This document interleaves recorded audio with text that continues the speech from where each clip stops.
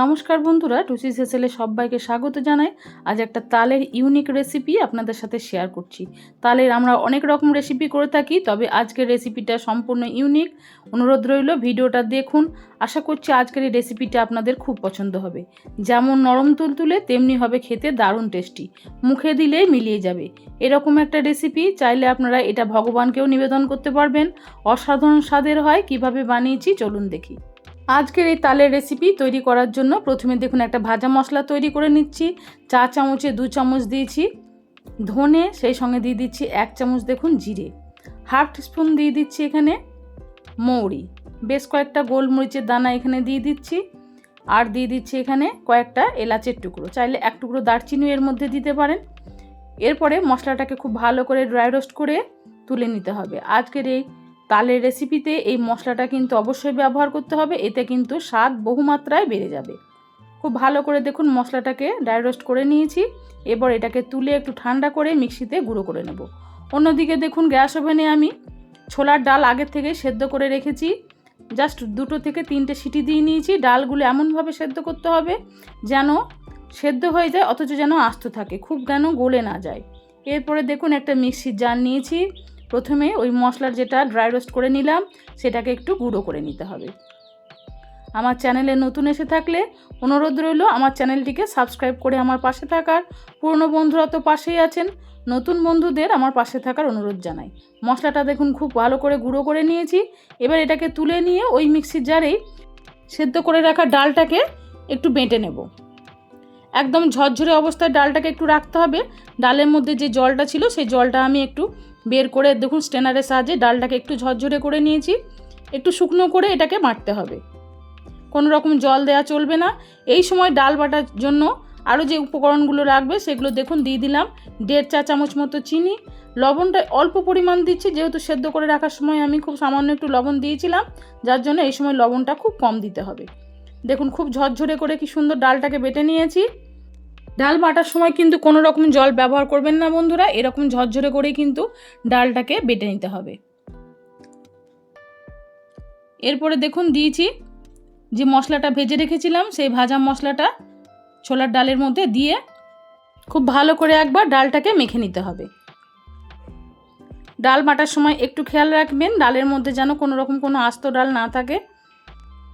অনেক সময় হয় না বাটার সময় 2-1টা আস্ত থেকে যায়, দেখুন আমারও কিন্তু 2-1টা আস্ত রয়ে গেছে, যেগুলো আমি একটু হাত দিয়ে গুঁড়ো করে নিয়েছি। দিয়ে দিলাম 1 চামচ মতো ঘি। ঘি অবশ্যই একটু ব্যবহার করবেন, তাহলে খেতে ভীষণ ভালো হবে, খুব সুন্দর একটা ঘিয়ের ফ্লেভার আসবে। ঘিটা দেওয়ার পরে খুব ভালো করে আরও একবার দেখুন হাত দিয়ে এটাকে মেখে নিয়েছি। 2-1টা ডাল বললাম যে বাটার সময় একটু আস্ত ছিল, সেগুলোকে দেখুন একটু হাত দিয়ে এরমভাবে ভেঙে দিয়েছি। এবার এটাকে একটু ঢাকা দিয়ে রেখে দিচ্ছি। অন্যদিকে দেখুন একটা বড় বাটিতে নিয়ে নিচ্ছি প্রায় ছোট বাটির 1 বাটি মতো তালের পাল্প। তালের পাল্পটা আমি আগে থেকেই বন্ধুরা বের করে রেখেছিলাম, ওটা আর আমি দেখাইনি। যে বাটিতে তালের পাল্প নিয়েছি ওই একই বাটি মাপ করে দেখুন হাফ বাটির থেকে একটু কম তেল দিয়েছি, সাদা তেল। চাইলে আপনারা ঘিও ব্যবহার করতে পারেন, আমি এখানে সাদা তেলটাই ব্যবহার করছি। তারপরে দিয়ে দিচ্ছি খুব সামান্য একটু লবণ। চিনি কিন্তু নিজেদের স্বাদ বুঝে ব্যবহার করবেন, বা তালের মিষ্টতার উপর চিনিটা নির্ভর করে। আজকের এই তালটা কিন্তু খুব মিষ্টি ছিল, যার জন্য আমি চিনির পাউডার খুব সামান্য পরিমাণ একটু দিয়েছি।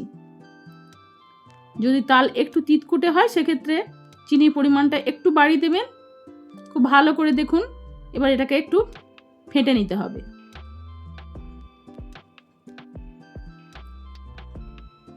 এক দু মিনিট খুব ভালো করে দেখুন তালটাকে আমি ফেটে নিয়েছি। আজকের আমি রেসিপিতে আমি ময়দা ব্যবহার করিনি বন্ধুরা, আটা দিয়ে রেসিপিটা তৈরি করছি। আপনারা চাইলে ময়দা দিয়েও এই রেসিপিটা তৈরি করে নিতে পারেন। প্রায় 1.5 বাটি মতো, ওই বাটির মাপ করেই আমি 1.5 বাটি মতো এখানে আটা ব্যবহার করেছি। বাকি যে গুঁড়ো মশলাটা ছিল সেই গুঁড়ো মশলাটা এই আটার মধ্যে দিয়ে খুব ভালো করে এবার এটাকে মেখে নিতে হবে, জল ছাড়াই মাখতে হবে। খুব সুন্দরভাবে একটা ডো তৈরি করে নিতে হবে। প্রায় 7-8 মিনিট ধরে দেখুন আটাটাকে খুব ভালো করে আমি মেখে নিয়েছি।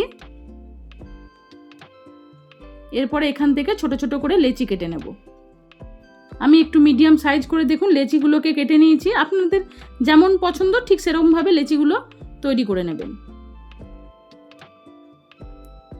খুব ইউনিক একটা রেসিপি বন্ধুরা। তালের আমরা কত রকম রেসিপি বানিয়ে থাকি, এই রেসিপিটা সচরাচর বানানো হয় না, আজ একটু বানালাম, সেটাই আপনাদের সাথে শেয়ার করলাম। আপনারা এরকমভাবে ভগবানকে নিবেদন করতে পারবেন।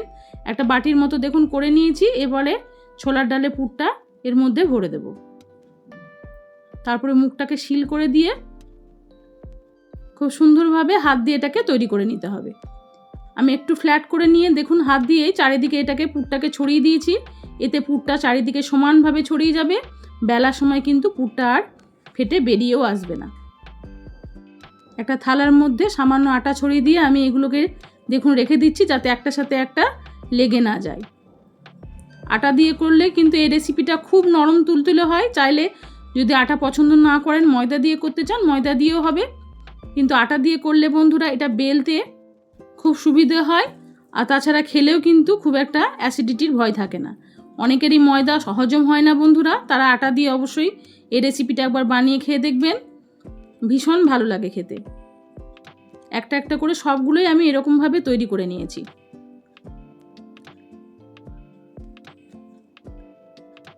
দেড় বাটি আটা থেকে অনেকগুলো দেখুন বানানো হয়ে গেছে।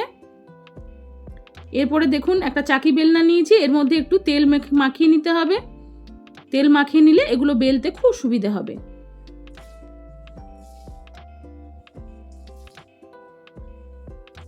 একটু আলতো হাতে এগুলো বেলবেন, তাহলে দেখবেন এগুলো ফেটে কিন্তু বেরিয়ে আসবে না।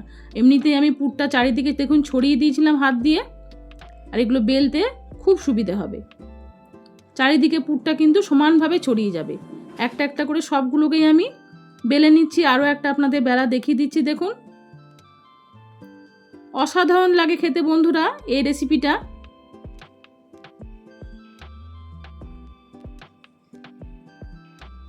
আর খেতে কিন্তু ততটাই নরম তুলতুলে হয়।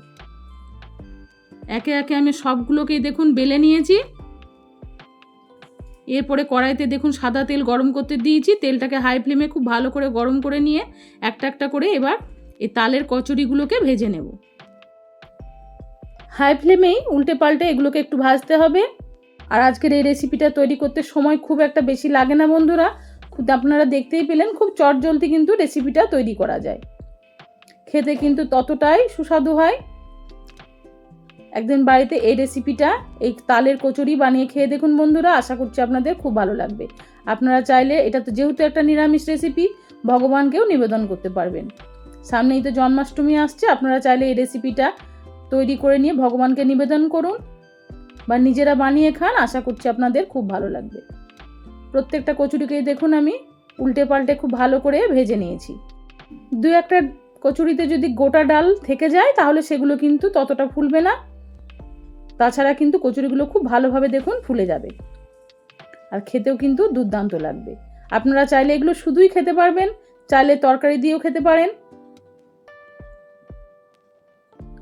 আজকের এই রেসিপিটা আপনাদের কেমন লাগলো অবশ্যই কমেন্টে জানাবেন বন্ধুরা। ভালো লেগে থাকলে একটা লাইক শেয়ারের জন্য আপনাদের কাছে অনুরোধ রইল।